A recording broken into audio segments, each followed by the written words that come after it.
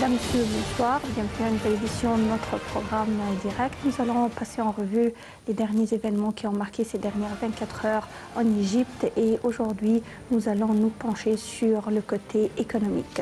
Commençons avec cette nouvelle. Le président Abdel Fattah el-Sisi a déclaré aujourd'hui que l'Égypte avait besoin de ses citoyens, qu'ils soient à l'intérieur ou à l'extérieur du pays, pour entreprendre son développement.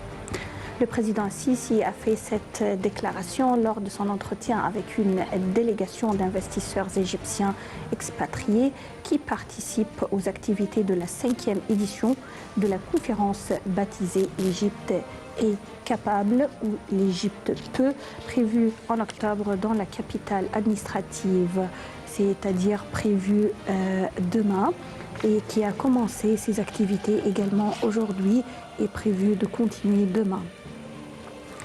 L'entretien s'est déroulé en présence des ministres de l'immigration et de la planification.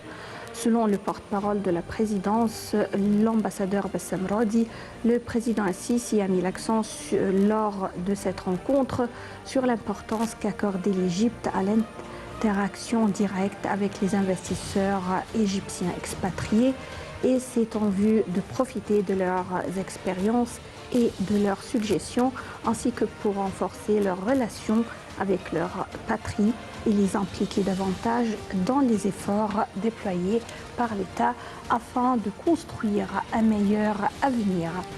Le chef de l'État a réitéré l'intérêt accordé par l'État à la relance des investissements et également à la réalisation du développement durable dans les différents domaines et à la préparation d'un plan futur selon la vision de l'Égypte 2030.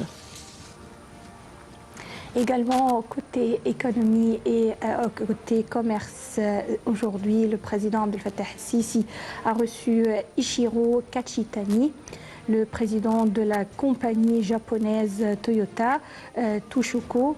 La rencontre a eu lieu en présence du ministre de l'électricité et de l'énergie renouvelable, Mohamed Shakir, et un nombre de hauts responsables de la compagnie, en plus de l'ambassadeur japonais au Caire, Masaki Noki.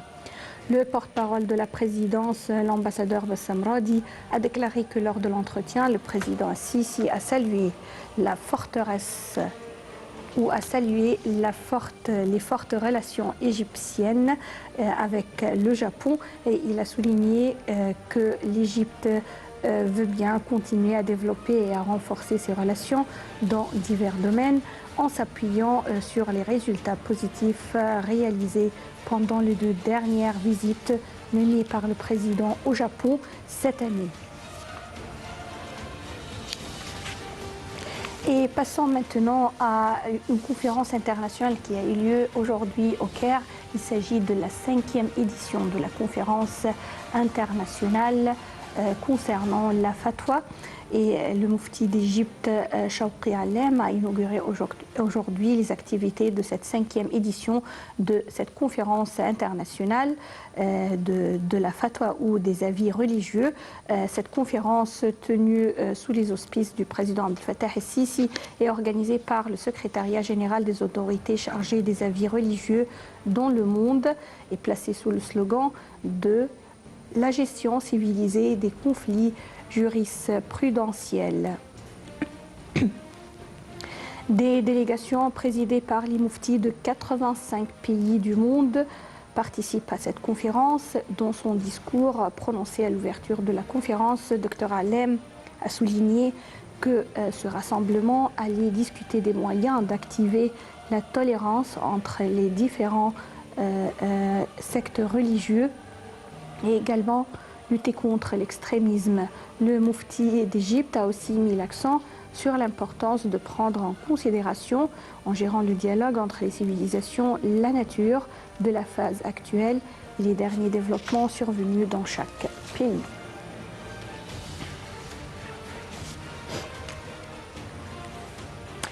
À présent, nous allons regarder ensemble un sommaire des activités présidentielles pendant cette semaine.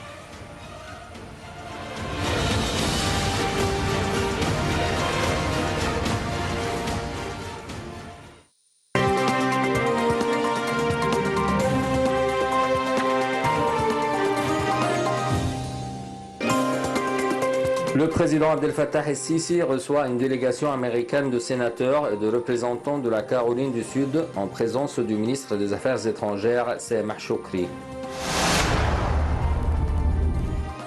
Le président Abdel Fattah el-Sisi reçoit le ministre russe de l'Industrie et du Commerce, Denis Manturov, en présence de la ministre de l'Investissement et de la Coopération internationale, Dr Sahar Nasr, et du ministre du Commerce et de l'Industrie, l'ingénieur Amr Nassar.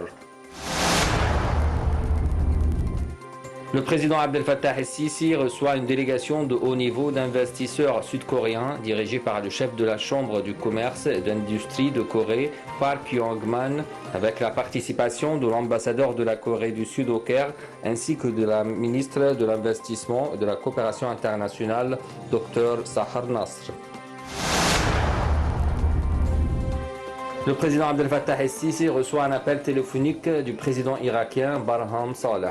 Le porte-parole de la présidence, ambassadeur Bassam Radi, a déclaré que durant l'appel, les deux parties avaient discuté de la conjoncture régionale à la lumière de dernières évolutions en Syrie et de l'agression turque contre la souveraineté et le territoire syrien. Le président Abdel Fattah el-Sisi et la première dame reçoivent à l'aéroport du Caire Sa Majesté le roi de Jordanie Abdallah II et la reine Rania El Abdallah. Le président a accompagné le roi au palais présidentiel de l'Ittihadiyya où se tenait la réception officielle. Les hymnes nationaux de deux pays ont été joués et la garde d'honneur a été passée en revue. Le président Abdel Fattah el-Sisi s'entretient au téléphone avec le président gabonais Ali Bongo. Le porte-parole de la présidence, ambassadeur Bassam Radi, a déclaré que le chef de l'État a félicité son frère, le président gabonais, pour son rétablissement et l'amélioration de son état de santé. Le président Abdel Fattah el-Sisi reçoit un appel téléphonique du premier ministre éthiopien Abiy Ahmed. L'ambassadeur Bassam Radi, porte-parole de la présidence, a déclaré que le premier ministre éthiopien a exprimé ses remerciements et sa gratitude au président el-Sisi et à l'Égypte pour l'avoir félicité d'obtenir le prix Nobel de paix. Le président Abdel Fattah el-Sisi s'entretient avec le premier ministre Mustafa Madbouli et le ministre des Finances Mohamed Maït, en présence du vice-ministre des Finances chargé de la politique financière Ahmed Kajouk et du vice-ministre des Finances chargé du Trésor Ihab Abouaish. Le président Abdel Fattah el-Sisi reçoit le ministre de l'électricité sud-soudanais Dieu Matok, émissaire du président Salva Kiir, en présence du chef des renseignements généraux Abbas Kamel. Le président Abdel Fattah el-Sisi assiste au colloque culturel des forces armées qui coïncide avec les célébrations de la glorieuse victoire du 6 octobre. Il a également prononcé un discours et a honoré plusieurs hommes des forces armées ainsi que des artistes qui ont participé au film El Mamar.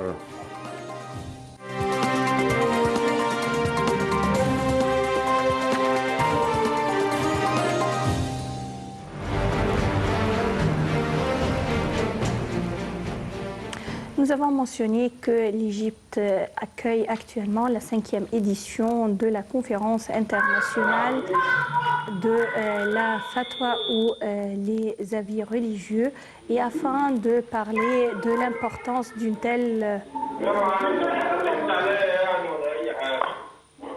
Alors, afin de mieux parler de l'importance d'une telle conférence, nous allons essayer d'aborder le sujet à travers des appels téléphoniques. Mais à présent, nous allons passer à notre partie reportage. Et commençons avec, comme on a dit, pour aujourd'hui, les côtés économie. L'Égypte s'est classée au premier rang des économies les plus importantes au Moyen-Orient et en Afrique du Nord, avec un taux de croissance de 5,7%, et cela conformément aux dernières données trimestrielles en 2019. Il s'agit d'une indication faite par le centre de presse du Conseil des ministres dans une infographie qui vient d'être publiée sur les réseaux sociaux. Plus de détails concernant cette dernière nouvelle avec Ayachel et Chansnay.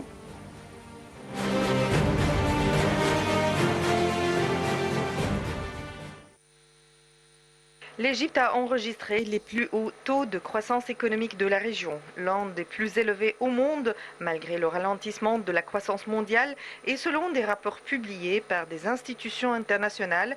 C'est ce qu'a écrit le centre de presse du Conseil des ministres. L'Égypte est suivie par l'Irak avec un taux de croissance de 4,3%, du Koweït de 2,6% et du Maroc de 2,5%. Les taux de croissance économique de la Turquie et du Qatar ont connu un recul estimé respectivement de 1,5% et 1,4%. L'amélioration des taux de croissance en Égypte est due à plusieurs raisons, avec en tête la mise en œuvre des réformes économiques et financières, le développement de nombreux secteurs, l'industrialisation et le tourisme, les nouvelles explorations du gaz et une nette amélioration dans les exportations de marchandises et de services en sus de la hausse des investissements privés et de la mise en œuvre des projets d'infrastructure. Le taux de croissance mondiale connaît une baisse de 2,6% en 2019 contre 3% en 2018 et 3,2% en 2017. Le recul de la croissance mondiale s'explique par un certain nombre de raisons, principalement la tension du commerce mondial ainsi que la faiblesse de la demande mondiale ainsi que le ralentissement de l'investissement mondial selon l'infographie publiée par le centre de presse du Conseil des ministres.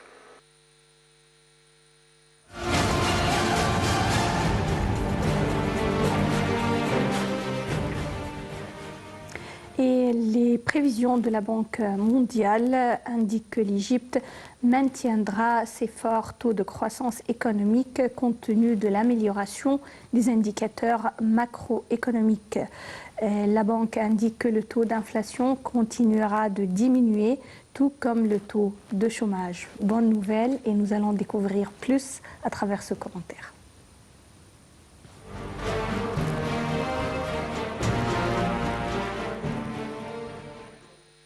Les taux de croissance en Égypte seront toujours forts. Selon la Banque mondiale, le taux de croissance économique augmentera de 6% en 2020-2021 grâce à des réformes économiques continues et à un environnement plus propice à l'investissement et à la reprise de la consommation privée, de l'investissement et des exportations. Le taux d'inflation atteindra 10% en 2020-21 et 11% en 2019-2020 contre 13,9% en 2018-2020. Le taux de chômage a atteint 7,5% au quatrième trimestre de 2018-2019 contre 9,9% au même trimestre de l'année écoulée.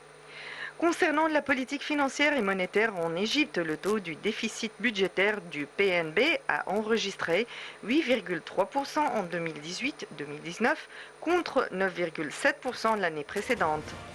Les réserves en devises ont atteint 44,97 milliards de dollars à la fin d'août 2019, en plus d'une amélioration de la livre égyptienne par rapport au dollar de 16%, depuis son point le plus faible atteint à la mi-décembre 2016, selon l'infographie du centre de presse du Conseil des ministres.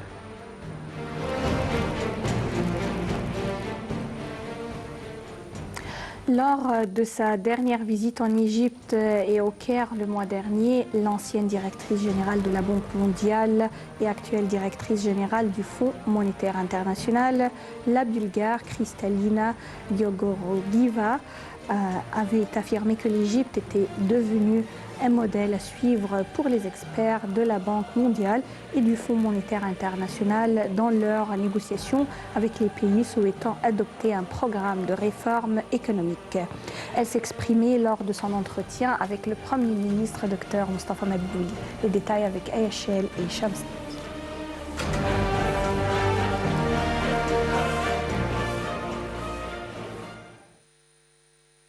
La Bulgare Kristalina Georgieva, l'ex-directrice générale de la Banque mondiale et actuelle directrice générale du Fonds monétaire international, a affirmé que l'Égypte était devenue un modèle à suivre pour les experts de la Banque mondiale et du Fonds monétaire international dans leurs négociations avec les pays souhaitant adopter un programme de réforme économique.